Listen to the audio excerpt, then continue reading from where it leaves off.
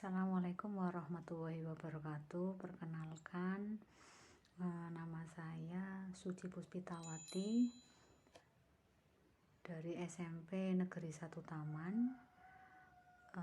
Saya akan mengimbaskan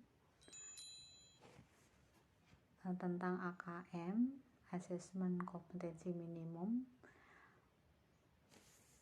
Yang pertama tentang orientasi guru belajar seri Asesmen Kompetensi Minimum. Latar belakangnya dari kebijakan asesmen nasional,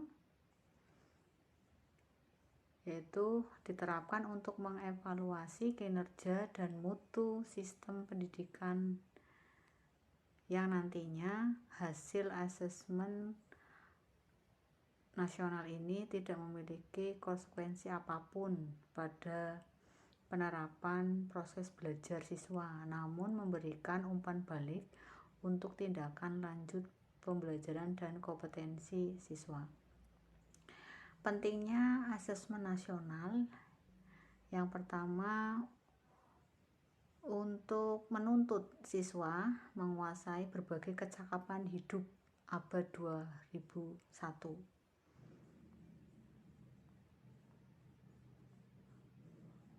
Selain tuntutan kecakapan abad 21, selain itu, yang pertama, karakter pelajar Pancasila itu dapat dicapai oleh siswa. Yang pertama, beriman dan bertakwa kepada Tuhan Yang Maha Esa serta berakhlak mulia. Yang kedua, kebinekaan global, mandiri, bernalar kritis, kreatif, dan gotong royong. Untuk kompetensi siswa tadi, kecakapan hidup abad 21, profil pelajar Pancasila, terukur melalui asesmen nasional berupa asesmen kompetensi minimum atau AKM, survei karakter, survei lingkungan belajar.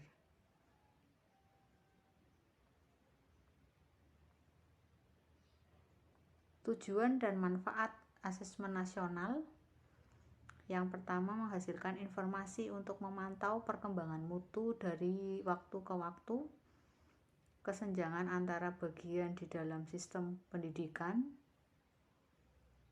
dan bertujuan untuk menunjukkan apa yang seharusnya menjadi tujuan utama dan memberi gambaran tentang karakter esensial sebuah sekolah yang efektif untuk mencapai tujuan utama. Manfaatnya, potret kualitas pembelajaran di sekolah, umpan balik peningkatan kualitas, dan dasar untuk penyusunan program peningkatan kualitas pembelajaran sekolah. Untuk evaluasi UN, membandingkan asesmen nasional dan ujian nasional. Yang pertama, kalau UN itu hanya mengukur kemampuan kognitif siswa. Yang kedua, UN itu untuk memperbaiki pembelajaran pada subjek siswa yang sama. Yang ketiga, UN itu kurang optimal sebagai alat untuk mengevaluasi mutu pendidikan secara nasional. Sedangkan untuk AN atau asesmen nasional itu untuk mengevaluasi keterampilan siswa dalam menerapkan pengetahuan serta konsep melalui berbagai konteks kehidupan. Yang kedua, dirancang untuk memberikan dorongan lebih kuat ke arah pengajaran yang inovatif. Yang ketiga, UN itu untuk sinyalemen yang kuat dari pemerintah untuk terus memperbaiki sistem pembelajaran atau pendidikan di Indonesia.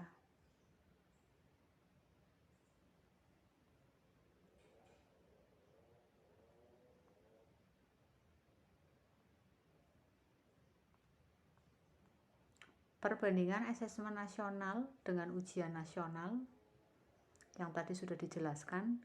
Tujuan pelaksanaannya untuk mengevaluasi mutu keterkaitan sistem satuan pendidikan itu kalau asesmen nasional, kalau ujian nasional itu hanya untuk mengevaluasi capaian hasil belajar murid secara individu. Yang kedua, jenjang penilaiannya. Untuk asesmen nasional dari SD sampai ke program kesetaraan jenjang dasar dan menengah. Ujian nasional hanya untuk SMP, SMA, dan SMK. Levelnya dari kalau asesmen nasional itu kelas 5, 8, dan 11. Untuk ujian nasional tingkat akhir pada tiap jenjang. Subjek siswa kalau asesmen nasional itu dipilih secara acak. Kalau ujian nasional itu hanya semua, ya bukan hanya tapi semua siswa mengikuti ujian nasional. Model soalnya dari pilihan ganda menjodohkan isian singkat atau uraian. Tapi kalau ujian nasional hanya pilihan ganda saja. Sasaran penilaian kompetensi literasi, numerasi, dan karakter, serta kualitas dan iklim satuan pendidikan yang mendukung pembelajaran itu kalau asesmen nasional. Tapi kalau ujian nasional itu penguasaannya terhadap mata pelajaran. Dan metode penilaiannya untuk AN itu menggunakan MSAT. Tapi kalau untuk UN itu CBT dan PBT. Begitu juga numerasi. Hasilnya nanti ada perlu intervensi khusus, dasar, cakap, dan mahir.